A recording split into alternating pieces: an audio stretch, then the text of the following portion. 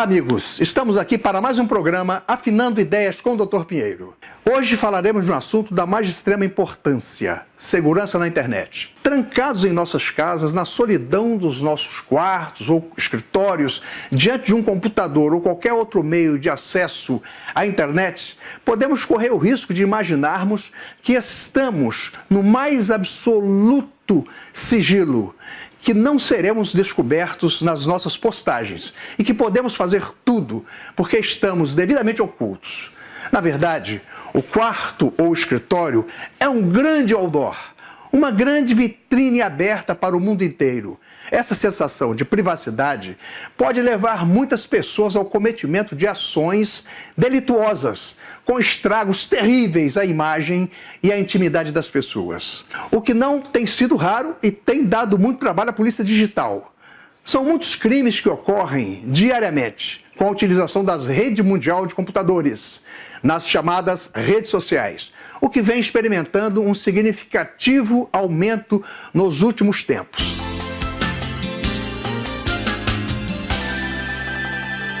Acho que agora eu vou poder voltar a viver, porque minha vida estava em suspenso, assim, sabe? E você ficou sabendo por quem que suas fotos já estavam na internet? Pelo Alex, meu empresário. O que é pior? Uma mãe nua ou uma mãe que aceita uma chantagem? O que você espera? Justiça. No programa de hoje vamos falar sobre crimes virtuais e tudo aquilo que acontece na rede mundial de computadores, que parece ser anonimato, mas na verdade seu rastro pode ser seguido, seu IP capturado e suas informações estarão disponíveis se você não tomar a devida providência.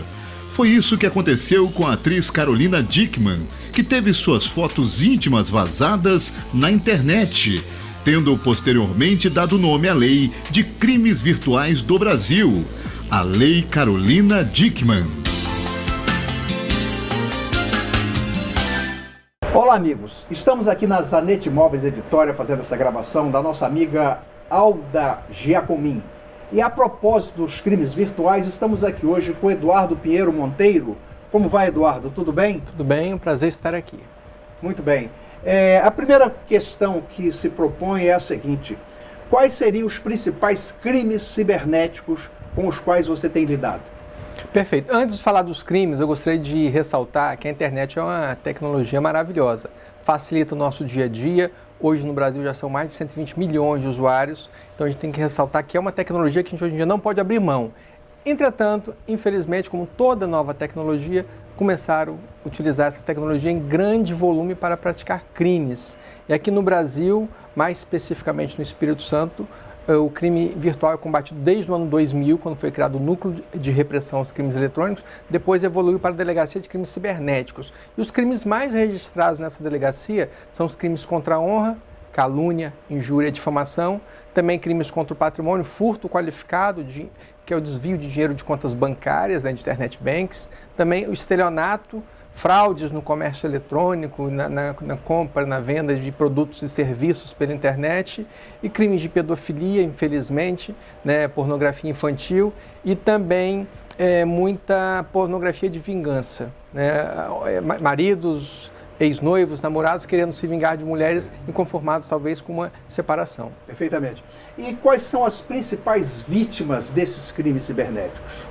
Sim, as principais vítimas dependem da categoria. Por exemplo, os crimes contra a honra é geral, qualquer faixa etária. Pornografia infantil mais crianças e adolescentes. Os crimes contra a dignidade sexual aí são mulheres. Mulheres estão sendo vítimas de pornografia de vingança, até mesmo estupro virtual. Desde a reforma do Código Penal já é possível o estupro à distância. Basta você, mediante uma grave ameaça, induzir ou forçar a mulher a fazer ter uma prática sexual à distância, até mesmo pela webcam.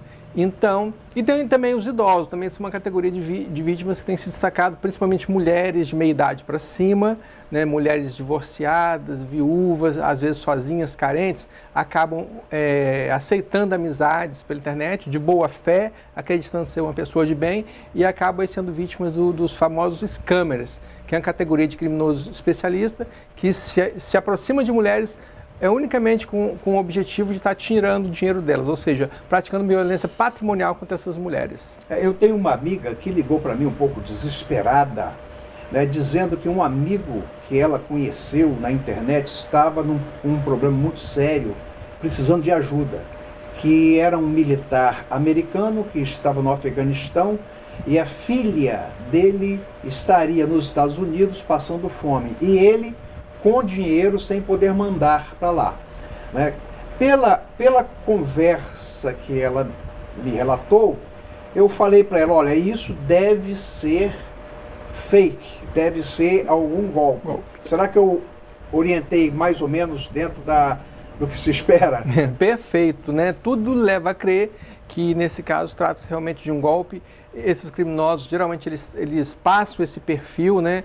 É um homem bem-sucedido, de meia idade, com uma grande quantia em dinheiro, só que geralmente eles falam que esse dinheiro está bloqueado, eles vão precisar de uma ajuda financeira da pretendente, da namorada, da mulher que ele está se relacionando, para ele poder fazer a liberação daquele dinheiro. E acabam, mulheres às vezes não têm nem esse dinheiro disponível, mas fazem empréstimos bancários, ficam endividadas para bancar esses criminosos. É questão da tipificação legal.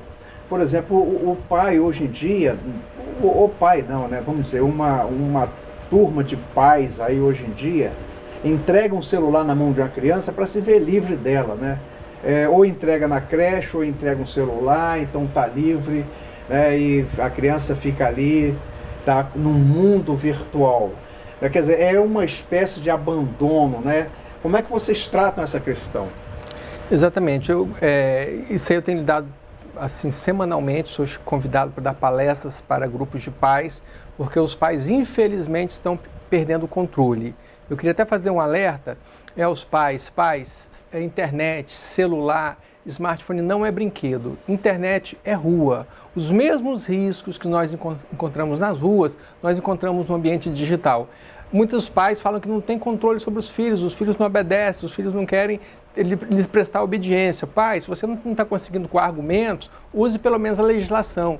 O artigo 1638 do Código Civil está lá um dispositivo que fala que os filhos têm a obrigação de lhes prestar obediência.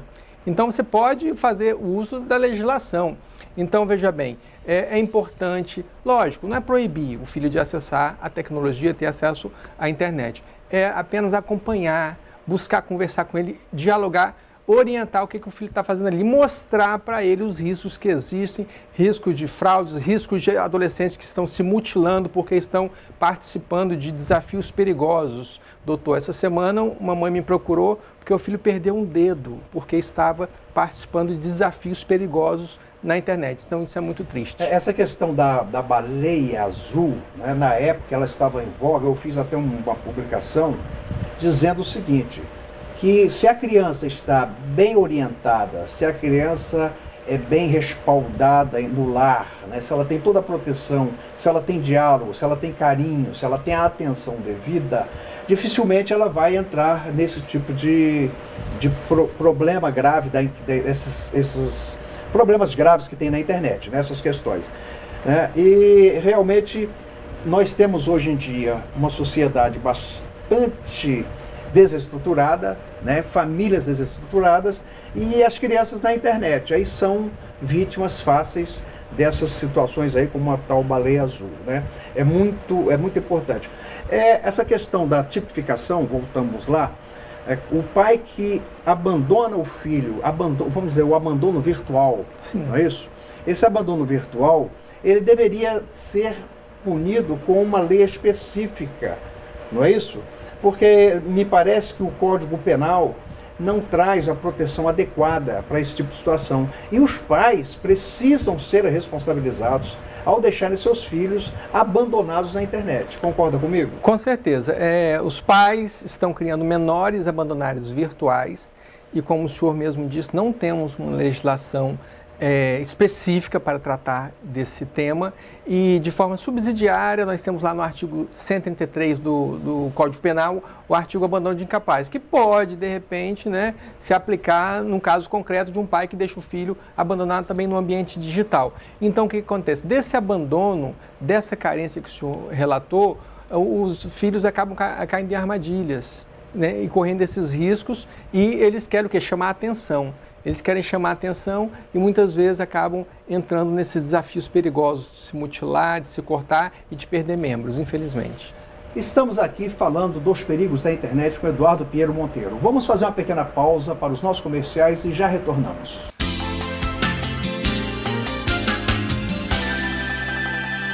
Na charmosa cidade de Santa Teresa se encontra um local incrível para você fazer sua festa ou evento.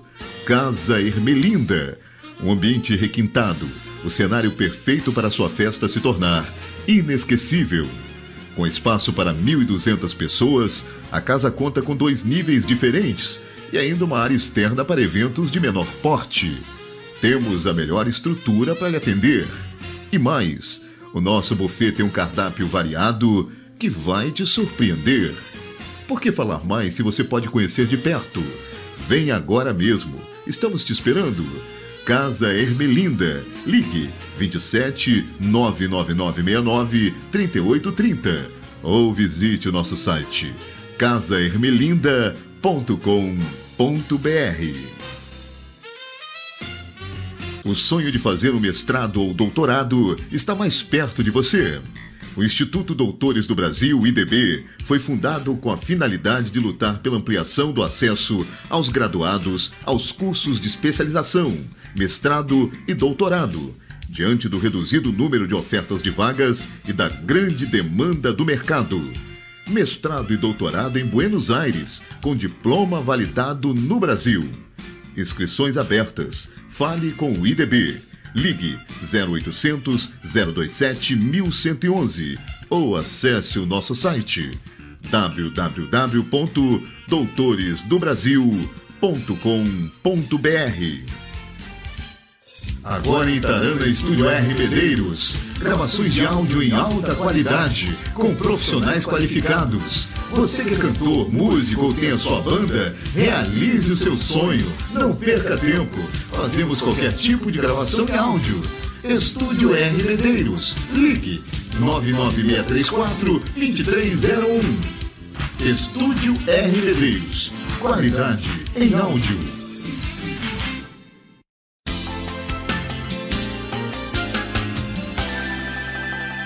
Estamos de volta com Eduardo Pinheiro Monteiro, falando sobre os perigos da internet. Então, Eduardo, uma pergunta também que fica sempre aí, né, em dúvida. Devo ou não comprar via internet? Como é que é essa coisa do comércio eletrônico? Sim, olha só, o comércio eletrônico é uma prática muito vantajosa. Ali nós encontramos os melhores preços, as melhores oportunidades e o que é principal, a comodidade. Entretanto, é preciso ter alguns cuidados. Nós não podemos nos deixar levar por ofertas muito vantajosas, excesso de facilidades. Tudo isso pode ser um indicativo de um golpe. Então, é preciso ter atenção, buscar referências. Quando praticar, eu sempre oriento as pessoas a não comprar em lojas meramente virtuais. Buscar uma VPN, que é uma loja virtual, uma loja que tem um endereço físico e também tem uma loja virtual. Essas lojas virtuais, elas são confiáveis, porque se houver algum problema durante a transação comercial, o produto que você recebeu é diverso daquele que você adquiriu, você tem uma loja física que você pode acionar a justiça para ter uma reparação. Então, é importante, quando praticar o comércio eletrônico, seja de produtos ou de serviços, ter esses cuidados.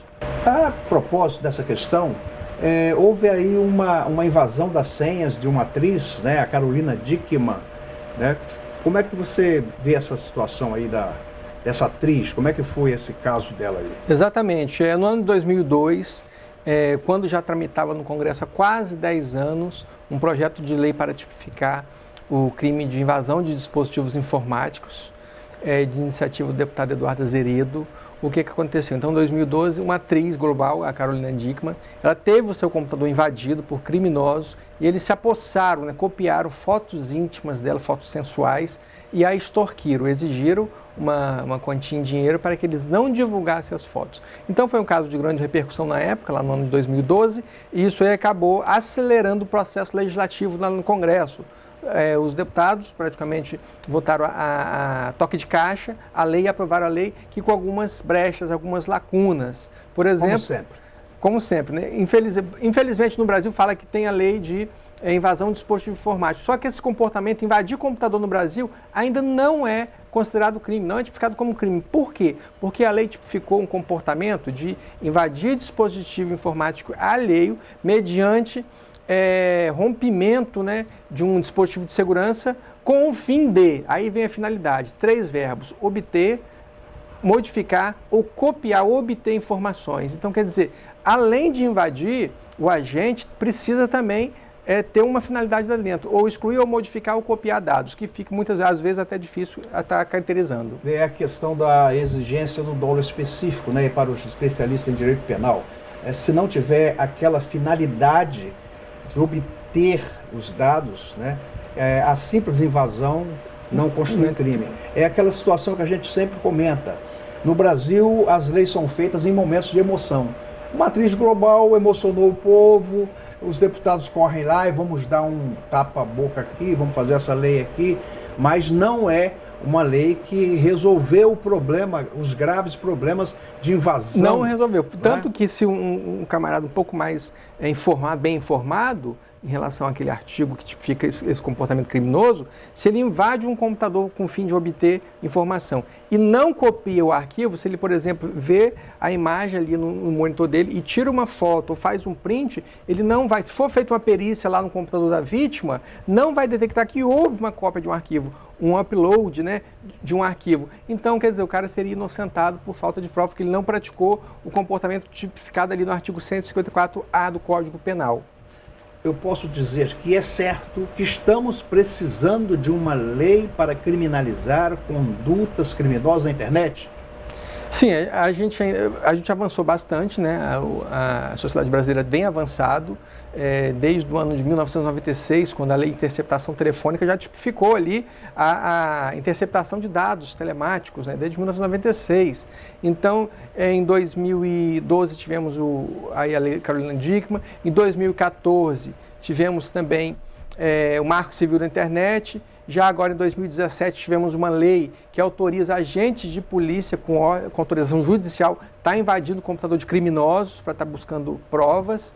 E agora foi aprovada recentemente uma lei também que tem a ver com a internet, que é a Lei Geral dos Dados Pessoais. Só que essa lei só vai entrar em vigor para a sociedade brasileira se adequar em agosto de 2020. A questão da senha. A gente tem vários registros em vários locais, em vários sítios, vários bancos. Como é que eu faço com essa senha? Eu pego uma só para tudo, né? Porque aí essa eu gravo. E como é que eu faço isso? Mas isso é um grande erro, né? A gente não aconselha a pessoa a usar a mesma senha para vários tipos de serviços. É bom ressaltar que, com o avanço da tecnologia da informação, a senha é uma coisa que vai se extinguir, tá? Muito provavelmente dentro de 5, 10 anos não usaremos mais senhas, tá? Tudo evolui para quê? Para a questão da biometria. Né? O scanner de retina, o reconhecimento de voz, as próprias digitais. Então, o mundo de senhas ele já está em extinção. Mas enquanto esse mundo não chega, é bom que tenhamos alguns cuidados. Não podemos utilizar senhas genéricas. De vez em quando sai publicado em sites as 50 senhas mais utilizadas no mundo. Por exemplo, password, a palavra password, 1, 2, 3, 4, 5, 6, I love you, fora Temer. Então tem até senhas, né, que são de caráter político, Lula livre. Então existem várias senhas de caráter político e o hacker sabe, 10% da população de internautas brasileiros utilizam senhas fáceis, senhas padrões. Isso não é aconselhável. Você mesmo deve criar sua senha e essa senha deve ter letras maiúsculas, letras minúsculas, caracteres especiais e números. Uma senha dessa aí, eu fiz um teste essa semana, se ela tiver 10 caracteres com letras maiúsculas, minúsculas, caracteres especiais e números, um computador moderno, para quebrar essa senha utilizando um programa de força bruta, levará aproximadamente 3 milhões de anos. 3 milhões de anos. O que é computador de força bruta? Um aplicativo de força bruta são programas que eles vão testando todas as combinações, todos os caracteres, exatamente todos. Direto naquilo ali. Vão trabalhando naquilo ali até achar aquela palavra, aquela senha, aquela chave que você determinou. Então, senhazinha com data de nascimento, né? 1501 Data de nascimento, que são 6, na realidade são 8, né? 8 caracteres. 8 caracteres, data de nascimento, eu fiz o teste, são 3 milissegundos. A senha, por exemplo, escrito password... 3 o quê? Milissegundos, né? 3 unidades do segundo dividido em 1000 partes, né? Então, 3 milissegundos, essa senha quebrada, data de nascimento. É um piscar de olhos. E a senha escrito password ou I love you é quebrada instantaneamente. Praticamente não tem tempo. Por esses programas de força bruta. Então, a preocupação principal é que essas senhas, elas também não sejam escritas, não é isso? Exatamente, né? Até se você tiver dificuldade, porque a gente não recomenda também ter uma senha para tudo que é serviço, se você tem várias senhas, se você for escrever, escreva num lugar com bastante segurança e escreva por códigos. Uma coisa que se você for olhar, só você consiga relacionar o que esses caracteres querem se relacionar com qual tipo de serviço que você aplicou aquela senha. Estamos aqui com o Eduardo Pinheiro Monteiro falando sobre os perigos da internet. Vamos fazer uma pequena pausa para os nossos comerciais e voltamos já já.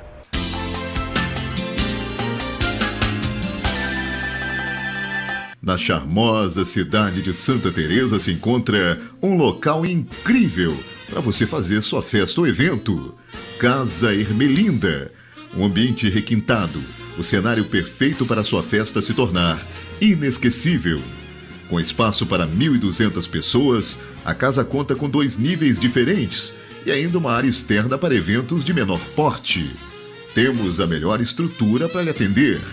E mais, o nosso buffet tem um cardápio variado que vai te surpreender. Por que falar mais se você pode conhecer de perto? Vem agora mesmo. Estamos te esperando. Casa Ermelinda. Ligue 27 99969 3830 ou visite o nosso site casaermelinda.com.br. O sonho de fazer um mestrado ou doutorado está mais perto de você. O Instituto Doutores do Brasil, IDB, foi fundado com a finalidade de lutar pela ampliação do acesso aos graduados aos cursos de especialização, mestrado e doutorado, diante do reduzido número de ofertas de vagas e da grande demanda do mercado. Mestrado e doutorado em Buenos Aires, com diploma validado no Brasil. Inscrições abertas. Fale com o IDB. Ligue 0800 027 1111 ou acesse o nosso site www.doutoresdobrasil.com.br.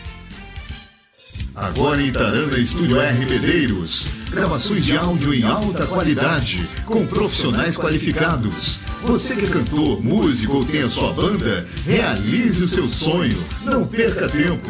Fazemos qualquer tipo de gravação em áudio. Estúdio R. Medeiros. Ligue 99634-2301. Estúdio R. Medeiros. Qualidade em áudio.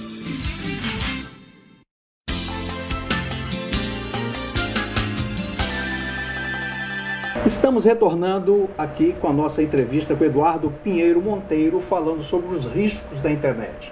Eduardo, a gente sabe muita coisa de você, mas eu gostaria que você mesmo falasse para os nossos ouvintes, né, a sua vivência, a sua experiência com essas questões de informática. Exatamente, eu atuo nessa área há 19 anos, desde o ano 2000. Sou bacharel em Direito e também graduado em Gestão da Tecnologia da Informação. Então, para você lidar com crimes digitais, você precisa ter um conhecimento na área do direito e conhecimento também na área tecnológica. E ao longo desses 19 anos eu tenho difundido aí esse conhecimento que eu tenho adquirido. Eu sou palestrante, sou professor universitário e estou agora concluindo um mestrado em políticas públicas. E nesse mestrado eu tenho pesquisado a violência contra as mulheres no ambiente digital, que as mulheres aí são uma das maiores vítimas do ambiente digital. Deverá ser sua dissertação de mestrado, quem sabe? Sim, eu estou concluindo essa dissertação e agora em março estarei defendendo, tá? Esse trabalho, essa pesquisa que eu tenho alavancado. Muito bom. Inclusive nós temos o seu livro, né? Esse livro aqui... Como aumentar sua segurança no mundo digital. É um livro aí que eu escrevi em parceria com também especialista em tecnologia da informação, o Gilberto Sudré, E esse livro ele foi escrito para o usuário doméstico, o usuário comum, não é para nenhum especialista, não é para nenhum técnico. É mais para pais, mães, adolescentes, crianças, ou uma pessoa que está aí, é um usuário 2.0, né? Ainda com pouco tempo, aí, uns 10, 15 anos, e quer ter uma navegação mais segura. Eu fui, né, um leitor privilegiado, né? Porque tive contato com esse trabalho antes dele ser divulgado, né? Tem alguma parte aqui que você gostaria de ressaltar? Algum desses conselhos, né, dessas orientações que você gostaria de ressaltar para os nossos ouvintes aqui? Sim, a principal é que o conteúdo desse livro, ele é mesmo voltado para a pessoa, que a pessoa não precisa ler o livro todo, ele não é sequencial, são vários artigos, né? Você hoje quer saber qual os cuidados que você tem que ter para o seu computador não ser invadido. Aí tem lá um capítulo que vai falar sobre invasão de computadores. Ou então outro dia você quer saber mais sobre cuidado com vírus ou qualquer outro tipo de praga virtual. Tem um capítulo lá que fala somente sobre isso, as pragas virtuais. Então o livro é bem didático e foi feito realmente para o usuário iniciante, o usuário doméstico. Você vai no índice, né, e olha, bom, eu quero saber sobre perícia computacional forense. Você faz perícia computacional? Os juízes te nomeiam, né, para você Sim, fazer algumas vezes, né, eu fui nomeado perito ad hoc e pude ter oportunidade de praticar forense computacional para recriar, né, eventos que porventura tivessem sido apagados ou deletados de um computador. Quais seriam as ideias que nós temos que afinar com relação a esses perigos da internet? Fique à vontade para você nos dar a sua palavra. Então, a ideia principal é utilizar sim a internet cada vez mais, mas com cautela, buscando sempre utilizar os recursos de segurança que os sistemas oferecem, todos eles disponibilizam serviços de segurança. Se você tem um computador, você procura dar manutenção dele periódica, você instalar um software antivírus, é muito importante um software antivírus no computador. É importante também você atualizar os programas no navegador, o próprio sistema operacional, para você não ficar vulnerável às ameaças que tem na internet. E também sempre buscar informação, se informar do que está acontecendo, quais são os principais riscos aí que estão rondando o mundo digital. Bom, Eduardo, você gostaria de deixar algum telefone para palestra? Sim, os meus contatos para eventos, palestras, cursos e consultoria pelo e-mail eduardo.virtual@hotmail.com e também o telefone, código de área 27, o 999-88-9872. Esses aí são meus principais contatos. Bom, e o seu livro? Esse livro, onde o nosso ouvinte pode encontrá-lo? Exato, esse livro ele pode ser encontrado em algumas livrarias na Grande Vitória e também no site do Instituto Doutores do Brasil, que também é uma editora aqui do Capixaba, do Espírito Santo. Nosso programa de hoje contou com a presença de Eduardo Pinheiro Monteiro, a quem agradecemos muito a presença, e foi uma produção da Warner Produções e Eventos Limitada, sempre no oferecimento do Instituto Doutores do Brasil, que leva você ao mestrado e doutorado da Argentina. Dê um upgrade na sua carreira. E Casa Ermelinda, seu local de festas na região serrana, localizada em Santa Teresa, a melhor gastronomia italiana. Um abraço a todos e até lá. A arma que eu participava dela era canhão antitanque. Patriota da montanha, vamos matar republicano. Mas matar e fazer isso aqui? Quando se chegava nos pontos de apoio, a população da cidade estava esperando por ela, não era pelo Camilo, não. O programa Afinando Ideias com Dr. Pinheiro tem a honra de receber no próximo sábado o empresário, ex-deputado federal Camilo Collor. Uma entrevista divertida, esclarecedora, com um ícone do empresariado mundial.